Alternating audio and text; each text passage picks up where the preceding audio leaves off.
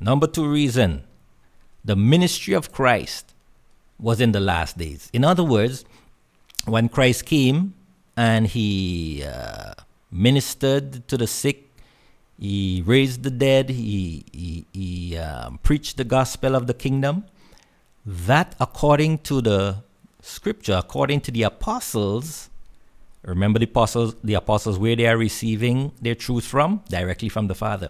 According to the apostles, that ministry was done in the last days. And so for that, we are going to Hebrews chapter 1, and we're going to look at verses 1 and 2. Hebrews chapter 1. So we go straight back to our Bible.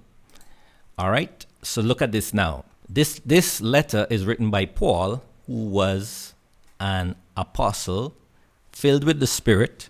And so he is going to share with us or reveal to us what the Father has revealed to him.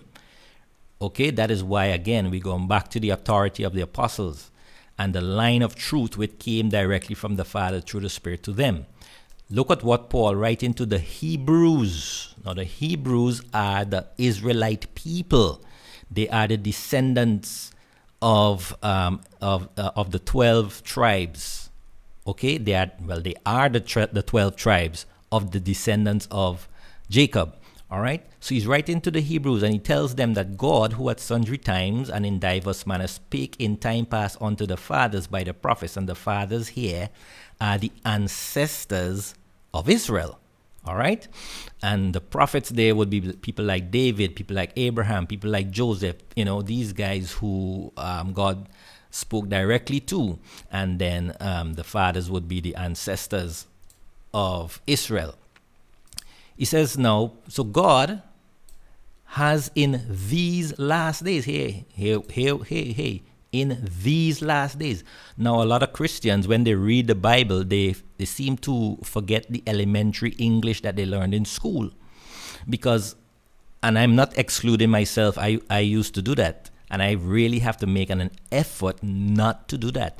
Because when Christians read these words, these last days, they read, God has in the 21st century spoken unto us by his Son.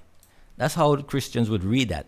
But in the context of who this letter was going to, the Israelite people, and the context of what it was speaking about, God has spoken to us. Who is the us?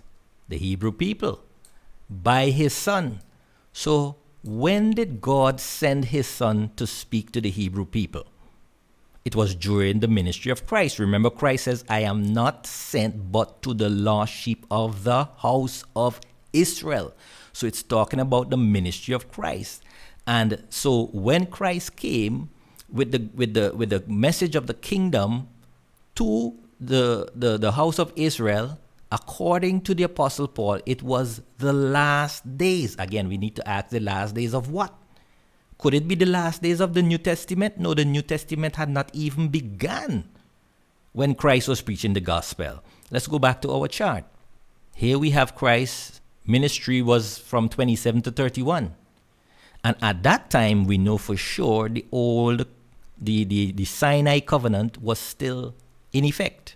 Reason being, you still had the promise of the Spirit yet to come. The Spirit was poured out after the cross.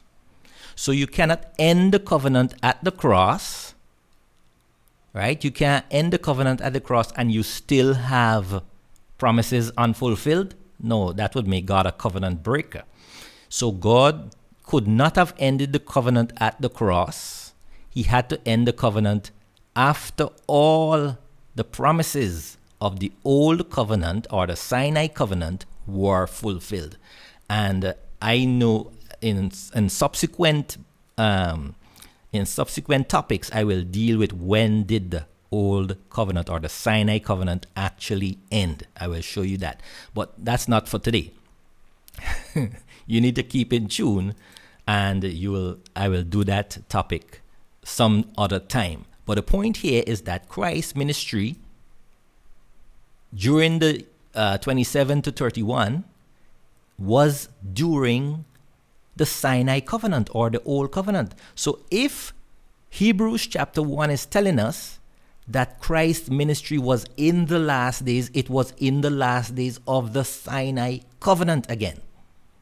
All right? And so that is a reason why we cannot be in the last days today, 2,000 years later, because the Sinai covenant has already ended. The Sinai covenant ended 2,000 years ago. And so we cannot be in the last days still.